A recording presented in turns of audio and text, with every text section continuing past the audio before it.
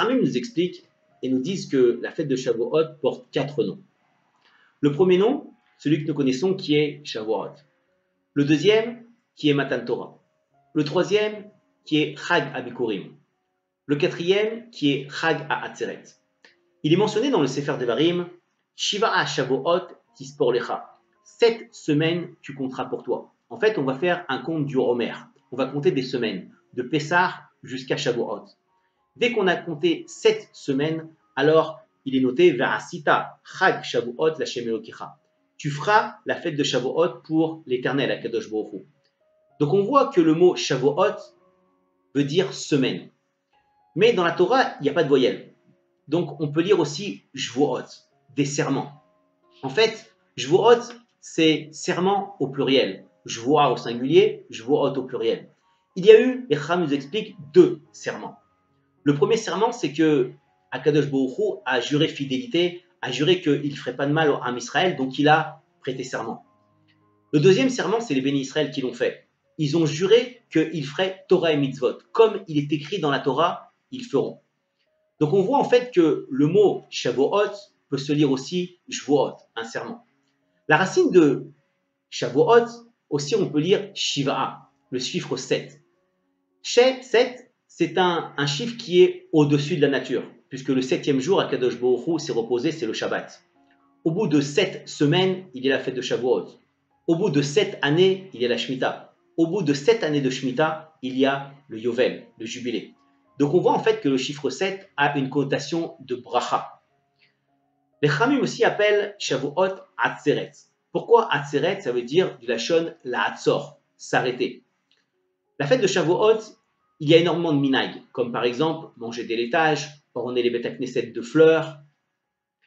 Il y a une seule halacha, qui est de s'arrêter, de ne pas travailler. La Hatzor, arrête-toi. C'est pour ça que la fête de Shavuot s'appelle aussi Atzeret. Les Chachamim nous expliquent et nous disent que la Torah a été reçue sur le Har Sinaï. Akadosh Baruch Hu a donné à Moshe Rabbeinu les Luchot Habrit sur le Har Sinaï. Mais quand on regarde un petit peu plus de plus près, on voit qu'en fait le Har Sinaï, c'est pas une montagne. Le Midrash nous explique qu'en fait le Har Sinaï c'était un groupement de montagnes et Akadosh Baruch Hu a donné la Torah sur la plus petite montagne qui se trouvait au Har Sinaï. Alors pourquoi est-ce qu'on dit le Har Sinaï? Alors il faut remonter au début, quand Akadosh Baruch Hu s'est présenté devant Moshe Rabbeinu en séné, en buisson. Le séné s'écrit Samer, Nun, He. Quand je prends le Samer et le Nun, à l'envers ça fait Nes, le Nes d'Akadosh Baruch Hu. Le premier Nes qu'a fait Akadosh Baruch Hu, c'est de sortir les bénis Israël d'Égypte.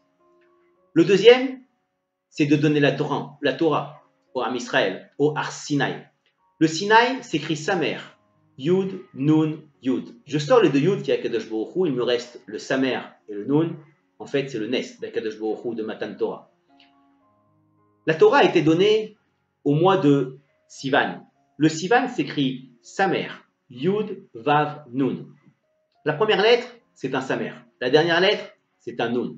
Donc en fait, c'est le Nes d'Akadosh Baruch Hu. Il me reste le Yud. Le Yud, c'est Yud Vav. En fait, le Nes d'Akadosh Baruch Hu a été donné sur la dernière lettre qui est le Vav, le Sivan. Dans le mois de Sivan déjà, je savais qu'Akadosh Baruch Hu allait donner la Torah au Ham Israël. On a un minag pour Shavuot, c'est de orner les Beth Knesset de fleurs. Il y en a même qui rentraient des plantes dans le Beth Knesset. Pourquoi? Parce que Akadosh Baruch Hu, quand il a donné les Luchot Habrit, les tables de la loi à Moshe Rabbeinu, il les a dites à Moshe Rabbeinu et au Béné Israël. À chaque fois que Akadosh Baruch Hu citait un commandement, il y avait un réar bossem, il y avait une odeur de fleurs qui se propageait dans le monde entier.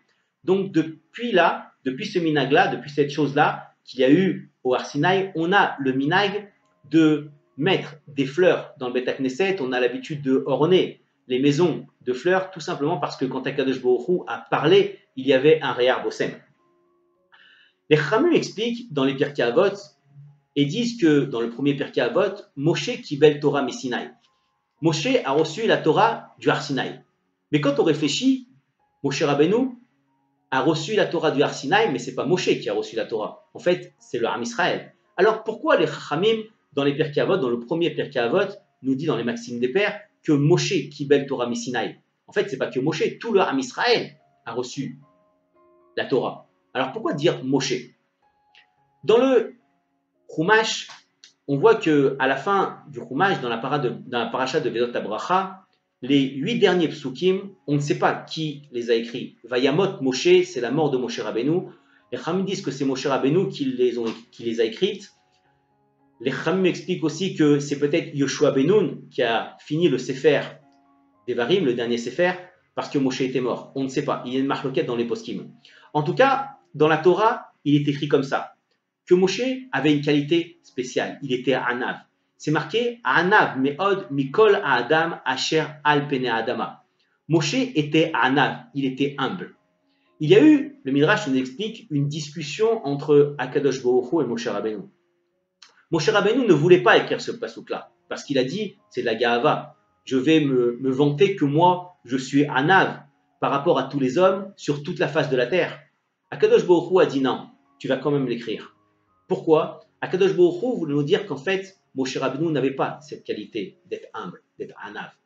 Cette qualité-là, il l'a acquis tout au long qu'il était dans le désert. Quand les bénis Israël venaient lui dire, nous n'avons pas à boire, nous n'avons pas à manger, Moshe Rabbeinu ne répondait pas, il disait rien. Donc il a acquis cette Anava en disant toujours, je suis petit, je suis rien du tout.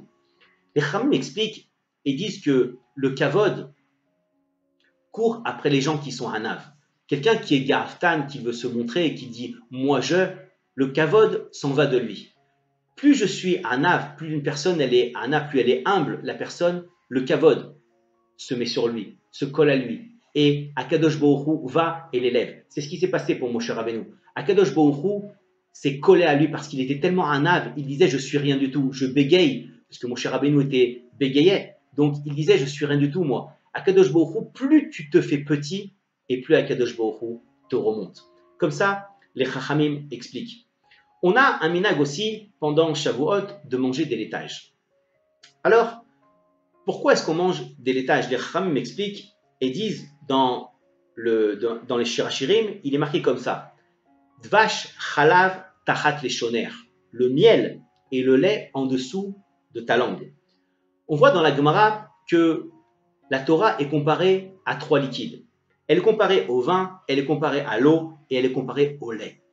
En fait, les Chachamim veulent nous dire et nous expliquer que chaque chose qui est liquide a une anava.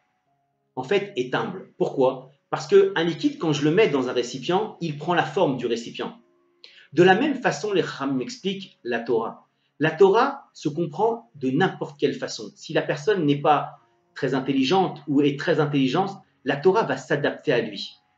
De la même façon que ce liquide-là va être humble et va s'adapter au kéli dans lequel je vais le mettre. Si je mets l'eau dans un tuyau, alors l'eau prendra la forme du tuyau. Si je la mets dans un verre, alors elle prendra la forme du verre. Pareil la Torah.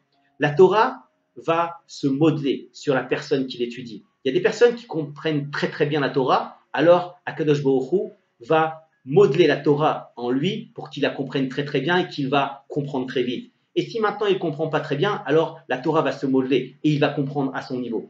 C'est pour ça que les Chachamim m'expliquent que la Torah est comparée au lait, à l'eau et au vin. On a une mitzvah de Samarta Vechagecha.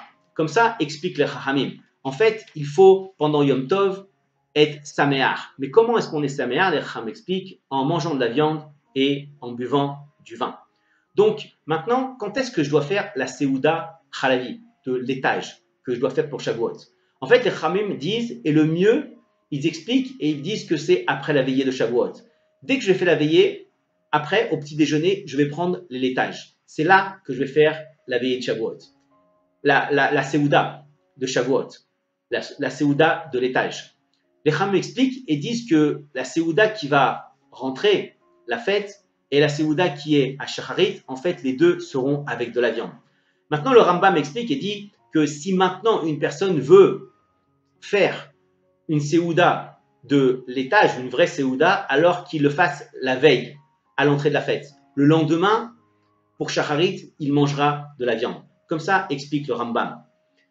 Le Ben Ish Chai explique quelque chose d'extraordinaire. Il dit pourquoi est-ce qu'on a l'habitude de manger du lait? On a eu l'habitude de manger du lait pour Shavuot parce que tout simplement, avant Matan Torah, on était comme des convertis, comme des gens qui n'étaient pas encore juifs. on a été converti, et vu que maintenant on s'est converti, on est comme des nouvelles Neshamot. Des nouvelles Neshamot qui viennent au monde. Et de la même façon qu'un enfant vient au monde, il boit du lait, de la même façon, nous-mêmes aussi, vu que nous sommes des nouvelles Neshamot, nous sommes comme des enfants, donc c'est pour ça qu'on mange des laitages à Shavuot. On finit sur le Benishraï. Le Benishraï, on va raconter une histoire sur le Benishraï qui est extraordinaire, c'est une histoire vraie bien sûr, puisqu'il y avait le Eliyahu Chassid mi Bagdad. Le Eliyahu Chassid mi Bagdad, il est resté marié pendant des années, pendant 7-8 ans. Pendant 7-8 ans, il avait tout. Il avait de l'argent, il était riche, mais il n'avait qu'une chose qu'il n'avait pas. Il n'avait pas d'enfant. Et il ne savait pas comment Akadosh Baruch Hu, pourquoi Akadosh Baruch Hu ne voulait pas lui donner d'enfant. Alors il a prié. Et à un moment donné, il a dit, écoute, je vais faire quelque chose, il a dit à sa femme, je vais faire quelque chose de différent. Qu'est-ce que je vais faire? Je vais réserver quelque chose de Shabbat. Il y a une mitzvah de réserver quelque chose pour Shabbat, que ce soit une chemise, que ce soit un costume pour Shabbat. Il faut réserver quelque chose qu'on va mettre uniquement pour Shabbat. Le Rav, Eliyahu Chassid mi Bagdad, a réservé une maison. Il a fait construire une maison. Et le jeudi soir, il rentrait, il préparait son Shabbat le jeudi soir avec sa femme, le vendredi matin, et il sortait de cette maison, Motzai Shabbat, après Seudat Malavé Melka, quand il fallait raccompagner la reine de Shabbat. Et il a fait ça pendant des années. Et au bout de quelques années, il a eu un rêve. Un malhar est venu dans le rêve et lui a dit, puisque tu as sanctifié le Shabbat plus fort que les autres, tu as vraiment grandi le Shabbat, tu m'as fait un kavod à moi, il a dit à Kadosh Baruch Hu, comme ça dit malhar dans le rêve, tu as fait un kavod à Kadosh Baruch Hu aussi grand que cela, tu auras un enfant qui sera kulo kadosh, kulo saint, qui sera saint comme personne. En fait, cet enfant-là, c'était le Benishraï. Le Benishraï connaissait la halacha, connaissait le chumash, connaissait la kabbale, il était kulo kadosh. Le Rav Eliyahu Chassid, mais Bagdad, a eu un enfant qui a expliqué toute la Torah Kula.